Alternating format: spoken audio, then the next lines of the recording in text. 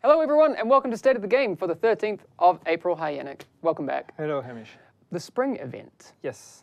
People may not have heard about it, Yannick. Let's start with that. Yeah, I've seen some people already started picking it up from the ticker down there. Yes. So yes, we have a spring event coming that's actually starting tomorrow. So if you've gone into the game already, you may have seen that we have some sales going on at the premium vendor. So there is a whole sales thing that is happening. So if you log in every day, you will see some special sales there, items at 75% off or whatever. 75%. But more importantly, we also have some in-game event. Yeah, finally. Yes. Yes. So yeah, we are starting to roll out the whole idea of double kind of thing and all of that. So we have 2 of these coming this weekend because it's a long weekend for many people. So what we have is starting tomorrow at 10 a.m. CEST, which is 4 a.m. EDT, I think, and no, ST. No, it's. I love watching you struggle. DT or ST now? Yeah. Anyway. All right. Look it up. 8 a.m. GMT, and then you can try to do the conversion. Tomorrow, April 14th until April 16th, same time, so 48 hours, you will get an extra drop event. So basically, every time you kill a name boss anywhere in the game, you will get 1 extra drop on this name boss. Nice. So what that means is that like all the mission bosses, all the open world bosses, the dark zone bosses, underground, what else do I have in here? HVTs, all this kind of stuff. Every time you kill a name boss, even the missions that have more than 1, double drops. You get 1 extra drop. It's not double drops. Not double drops, but it's extra. 1 extra drop per name bosses. So if you farm name bosses, you're gonna get more drops, which is a cool thing. So that's for 48 hours, but it doesn't end here. There's more. But there is more. Because then from April 16th, so when this one ends, we start for another 48 hours. And this time we are bringing back the double field proficiency caches that we did for the anniversary, actually it was. So yes, every time you actually fill up your field proficiency bar and get a field proficiency cache, you get an extra field proficiency cache with it. So nice. 2 proficiency caches. Dust off those knee pads that you weren't using that give you extra experience. Yeah, exactly. You should do that. Because when else are you going to use them? I mean, really. All right. So yeah. So again, recap, starting tomorrow, April 14th. For 48 hours, every time you kill a name boss, you get an extra drop. And the 48 hours after that, every time you get a proficiency cache, you get a second one for free. OK. Now I can move on. Yeah. All right, all right. OK. All right. Quality update 1.6.1. I'm excited. That's why I'm moving on. We are still scheduled for May for this, and there will be a PTS beforehand.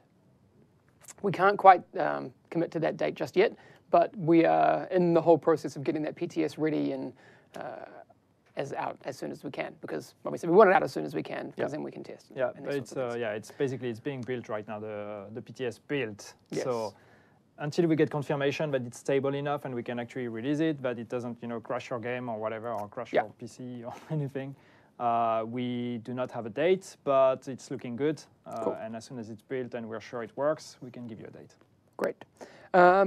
Also, just for clarification, we have said it many times on the stream in relation to the PTS. The console PTS will be coming for 1.7. Yeah. 1.6.1 will be for PC only. Just to be clear. Yes. Because we want to make sure that people know that so they don't have any confusion. So yeah, so one of the good news, that's at least going to be good news for some, is that when we announced the year 2 thing, there was one thing we talked about, which was loadouts, and people were like, oh, it looks like it's almost ready, so why do we have to wait until 1.7 to have it released? And back then, we thought it would take us that long to actually finish it. Good news, we actually managed to finish it earlier than planned. So loadouts are coming with 1.6.1. Yes. Okay. So one of the things that we're adding with 1.6.1, and again, remember, 1.6.1 is what we call a quality update, which means it's not like one of the major updates that we're going to do, like 1.7 or 1.8. It's mostly, we talked about it, quality of life and these kind of things. So it's a bit smaller additions, but what we're adding, for example, is the concept of proficiency marks in Last Stand. So what are proficiency marks? It's basically a tracker that's going to track all the things you're doing while you're playing Last Stand. Yep. And that's going to like highlight the players that perform the best. So for example, the player that gets the best kill-death ratio during a Last Stand game is going to get extra rewards. The player who gets like the most capture points is going to get extra rewards and all of that. And so you can see that in real time during the game on the scoreboard. And at the end of the game, each team gets their own proficiency marks reward. And you get, if you get a proficiency mark, you basically get more points.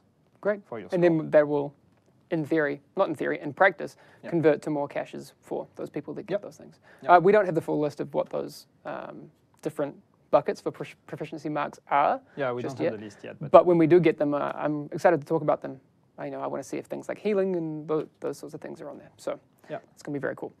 Some of the other things that I think are great, landmarks, when you clear them, you'll get rewards straight to your inventory. And also DZXP in currency, which I think is great because it's always also frustrating when you go into a half-completed landmark and the boss is gone. That's the idea, it's just to get the player to do this extra effort of like, okay, I killed the name boss of the landmark, but if I just killed the last NPCs that are standing there, I'm gonna get some extra rewards on top of it. So yes, and this is direct to inventory loot, so you don't even have to extract, which is quite convenient. Great. I actually wish we had the folks at Redstorm on the laptop today because they've been working on a bunch of other stuff. There's been some level design changes as well. Hopefully we can get them on again at some point soon. But things like Coward's Corner, and these sorts of things allowing people to do what some may consider a little bit cheesy gameplay, are receiving some changes. And I hope we can share some screenshots of those in the coming weeks. If we can't, then you'll experience those on the PTS. But there are some level design changes which I think are very, very cool. Yeah, it's just thinking about manhunts in a dark zone and everything, and trying to get rid of some of the areas that were a bit problematic when you would go in manhunt and then find spots where you can basically just hide, and like players that are trying to hunt you down have actually no chance whatsoever to fight you. Yeah. Also, we've talked about it before. Extended magazines will be receiving some changes. So craftable ones and I guess ones that drop level 34 ones. This won't be retroactive, so if you have a level 34 mag, it will retain the same values that you have today. But if you craft one or one drops, it will now roll up to a maximum of 121%. Yes. Which I'm going to put on my M60 for my Hunter's Faith build, which will be... Yeah, we talked about that in the past already, but we wanted to do something because, the span of the bonus you would get was from 108 to 111, I think, on level 34 mags, which is not consistent with the previous mags. So we buffed it up, so now it should be 108 to 121. Nice. All right. Do you want to take the next few? Which one is that?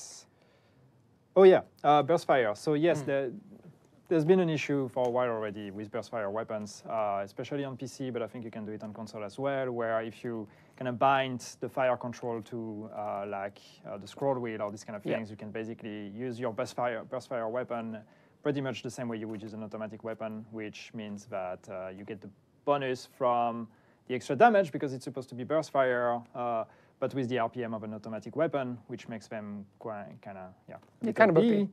So we have a fix for that. So you will no longer be able to do these kind of things. A burst fire weapon will always have to burst fire, no matter what control you use to actually shoot with it. It should bring a bit more balance, especially in PvP with the people that were running around with a burst fire. Yeah, exactly. The next thing that we wanted to talk about that's coming also with 1.6.1 is stagger. So we know that stagger has been an issue, and not just shotgun stagger, but stagger overall everywhere, and not just in PvP, in PvE as well. Stagger was buffed up with 1.6, probably too much. So we're going to go back to values that are closer to what it used to be before 1.6 in terms of stagger. So everywhere, NPCs and PvP and on all weapons. Next one is also one that some people might be happy about, which is, again, back in Last Stand. But I realize that's completely not organized. But anyway, Last Stand spawn camping. So there are some improvements coming. There were some small improvements already being made, but we have more coming that are basically going to improve the spawn logic. And so the game is going to do a better job at detecting if you're actually being spawn camped, and if it is, it's going to offer you more spawn options.